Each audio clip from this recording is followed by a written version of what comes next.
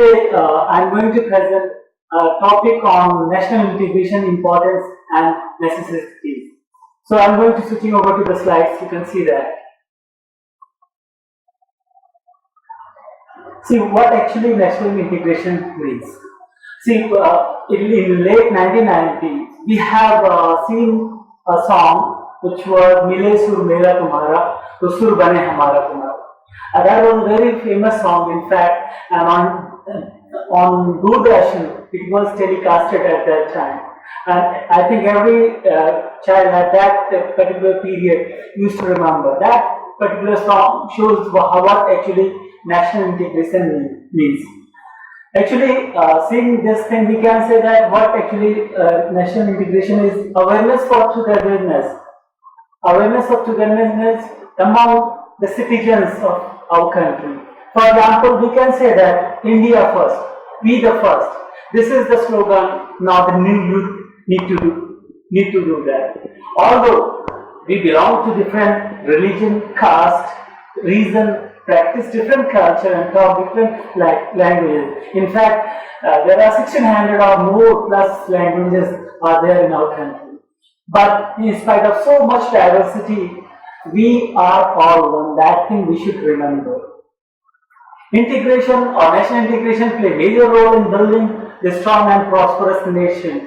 In fact, we can see that America now, because of national integration, because of united form of people among them, it is one of the most superpower country in the world. Unity in diversity is our motto. The reason for unity and diversity for motto I am going to give you in the next slide. Why there is unity in diversity? Wide range of diverse food. We have different culture, tradition, and manner. That actually makes a very colorful panorama in our society or for our country. Here, let me talk about some history about national integration. India is a multi-religious country. Major religion is Hindu, Muslim, Christianity, Sikh, and others. In fact, when you talk about the percentage of this religion, in fact, 80% are Hindu in our country. Around, you can say that 1% or 2% is around Muslim.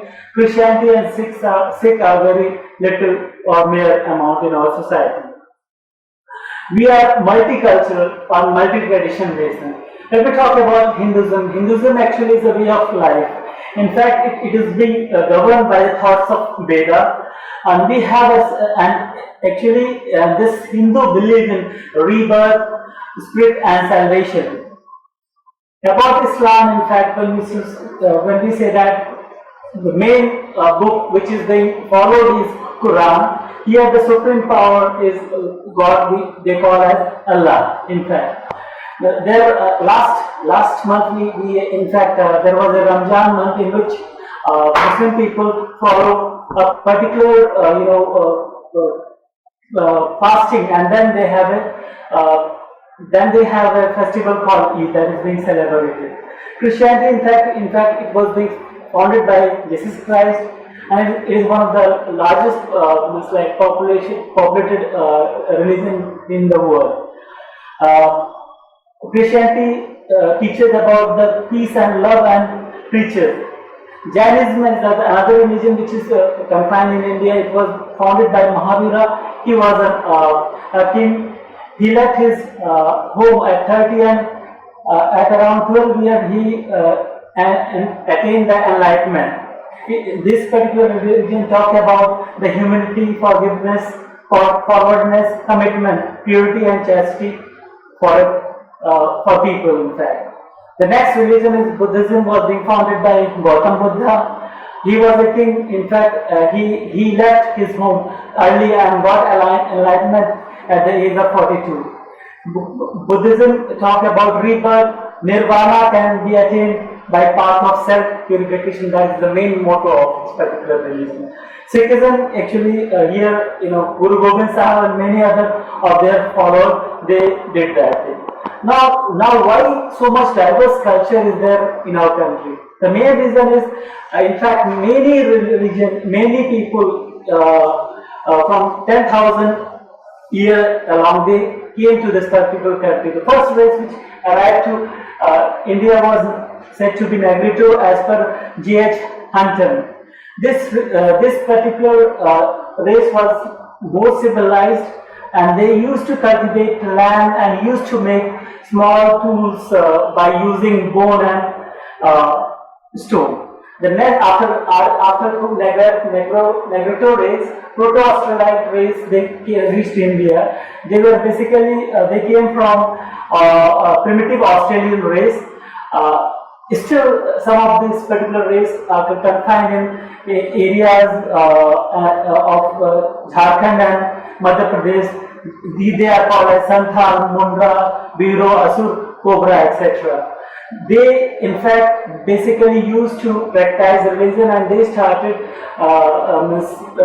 believing in a different animal, and they used to presume them as a god. In fact, some people presume that Mahabharata and Ramayana was written at this particular period. In fact, after Proto-Australite race, Dravidian race came. They came basically from Mediterranean region. In fact, they were the main people who started worshipping different time. In fact, at that time, 330 million god in number was being reported at that time. In fact, they also started saying about different trees and worshipping different manner came into being. Then Aryan race came. Aryan, in fact, they were play major role in the development of our nation. In fact, they actually made Varna system.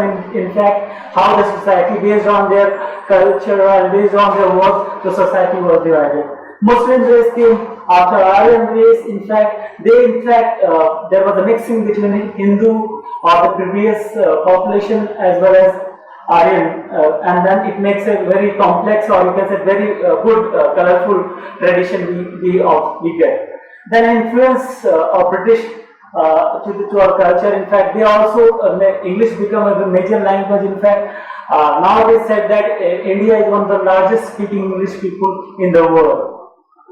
Then coming to the culture and the custom which are being there in India. In fact, there are different festivals are being celebrated based on the agro thing, means like how agriculture. In fact, Baisakhi, Holi, Deepavali, and major festivals which are being celebrated in our country. Local custom, caste custom, and family customs still. Hindu have their Mundan ceremony in there, and similarly many other religions also follow such thing. India as such, we can say, is a multilingual, multi-social, multi-racial and multi-religious society, has developed vast pool of custom and tradition. The foremost thought is to respect religion and people. In fact, religion plays a major role, but now religion is a very main drawback for national integration. Now people have realized that religion is a private matter. It should not be compared with the national thing. Then comes why national integration and its importance is required. In fact, feeling of togetherness is very important. Unity and sense of belongingness for the country. That is the first motto of this particular country. Integration of social, political, and economical and reason are very important for the integration. National integration does not mean uniformity of all. Rather, it means preservation of diverse culture, tradition, living togetherness, and maintain the harmony. It's a positive concept which provide people strength to fight against evil forces. NCC and youth can change this nation. That's why we can say that NCC, National Cadet Corps, play a major role in national integration part. We in fact play different drama, nukkad natak, different rallies we used to do for national integration in the month of September. See, why there is necessity for this particular national integration in India? Because we have different languages, religion, race, and culture, in fact we have so much of diversity, but we should need to be united together. So unity in diversity is proud for us, and in fact, unity and so much of colorful panorama which we have, that actually attracts people around the world to come and to learn how this particular country is still prevailing from last. You can say that India is one of the oldest civilization in the world, in fact. So the first and most part of necessity of national integration is maintenance of sovereignty and territorial integrity of the nation.